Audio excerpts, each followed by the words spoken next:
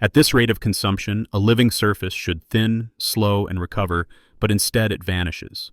The math points toward exhaustion, toward collapse, toward an organism hitting the edge of what its food supply can sustain, and yet the opposite happens. The more that disappears, the more stable this state becomes. Only after that contradiction is established does the cause appear. Sea urchins, small, slow, almost ornamental animals, operating like a continuous mechanical process rather than a creature. This is not an invasion, not a sudden disaster, but a perfectly lawful outcome of grazing pushed past a threshold that was never designed to be crossed. Kelp forests grow fast, but not infinitely fast, and their strength is also their weakness, because dense kelp feeds dense grazers, and dense grazers do not pause when the forest thins.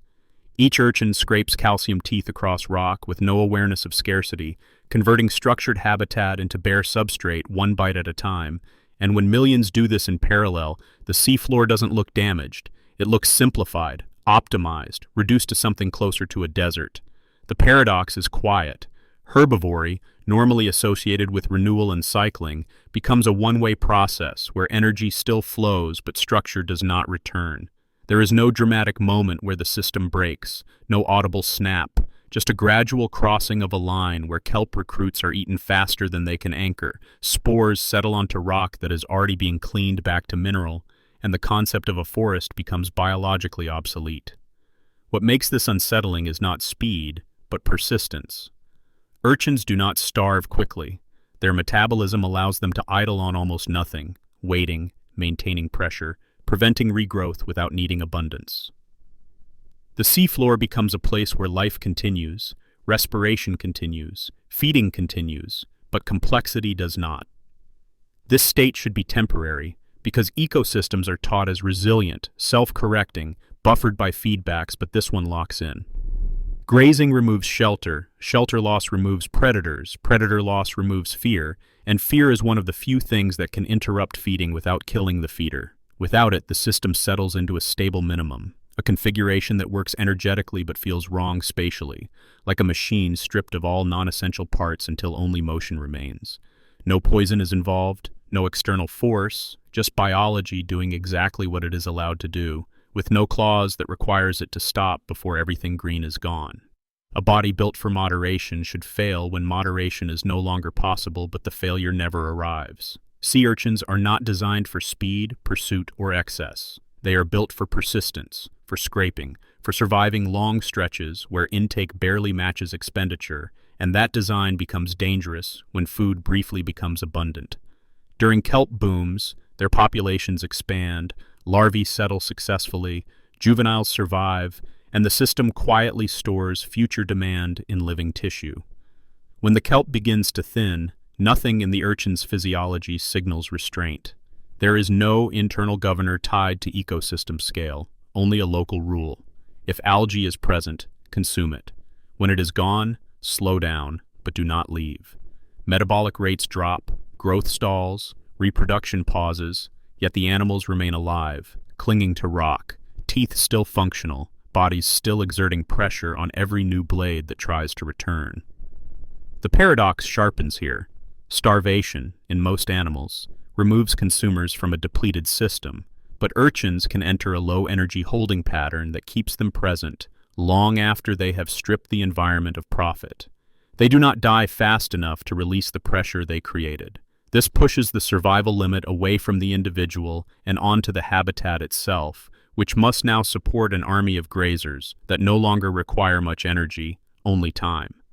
Kelp recruits grow quickly, but only if they survive their first contact with teeth, and in barrens, that contact happens immediately. Every square meter becomes contested at the scale of hours, not seasons, and the system tips into a configuration where production exists only as failed attempts. What feels wrong is not the hunger, but its patience. A fish that overconsumes collapses its own population. A mammal outruns its food and starves, but here, consumption is decoupled from consequence. The energy budget still balances, just at a lower level of complexity, and the animals persist like a backlog of unmet demand that never clears. This is not gluttony and not frenzy, but a slow mechanical insistence that turns living forests into maintenance-free rock. The system keeps running because nothing inside the urchin requires the forest to exist. Only enough material to avoid death, and death, inconveniently, takes a very long time to arrive. An ecosystem that depends on being eaten should unravel the moment predators appear, yet without them, it collapses. In kelp forests, predation is not merely population control, it is architecture. Lobsters, sea stars, large fish, and historically sea otters remove urchins not fast enough to erase them, but fast enough to keep them moving, hiding, and breaking their feeding rhythm. Fear becomes a physical force, interrupting grazing without needing to eliminate every grazer, and that interruption is what allows kelp to gain height, density, and time. The paradox is that death, applied unevenly, creates space for growth. When predators are removed, not only do urchin numbers increase, but their behavior flattens into constant exposure. No pauses, no retreats, no shadows to avoid. Grazing becomes continuous across the seafloor, and the structural role predators once played vanishes without leaving a visible gap. The survival limit here is not about how many urchins exist, but how uninterrupted their feeding can be. A single lobster does not eat enough urchins to matter numerically, but its presence reshapes the seafloor by forcing hesitation, and hesitation is enough. Without it, kelp is functionally incompatible with the environment, not because conditions are hostile, but because timing is wrong by minutes and hours rather than years. This produces an unsettling inversion. Predators, often framed as destabilizing forces, are revealed as load-bearing components, holding the system upright by removing just enough life at just the right moments. When that removal stops, the ecosystem does not explode into chaos. It simplifies, settling into a low-variance, low-structure state that resists change. The forest does not disappear because it is weak, but because nothing is left to create safe intervals for growth. Stability remains, but it is the stability of a flat line, where survival continues and complexity is quietly disallowed by the absence of fear. An ecosystem stripped to bare rock should be primed for renewal, but instead it becomes resistant to life. Once kelp forests are erased, the seafloor does not wait passively for their return, it actively prevents it, and this is where the logic turns uncomfortable. Urchin barrens are not a transitional phase, they are an alternative stable state, one that functions efficiently with less biomass, less structure, and fewer moving parts. Kelp spores still arrive, currents still deliver nutrients, light still penetrates the water column, and nothing about the physics has changed enough to justify permanent failure, yet the forest does not come back. The survival limit here is temporal rather than energetic. Kelp needs uninterrupted time measured in weeks to anchor and grow past its most vulnerable stage, but barrens operate on a schedule of minutes. Every new blade is encountered almost immediately, because grazing pressure is not dispersed through a three-dimensional forest, it is concentrated across exposed rock. This creates a feedback loop where absence reinforces absence. Without kelp, there is no shelter. Without shelter, predators do not linger. Without predators, urchins do not hesitate. And without hesitation, there is no window for regrowth. The paradox is that the system is not damaged in the conventional sense. Nothing is poisoned, nothing is broken, and no resource is exhausted beyond recovery.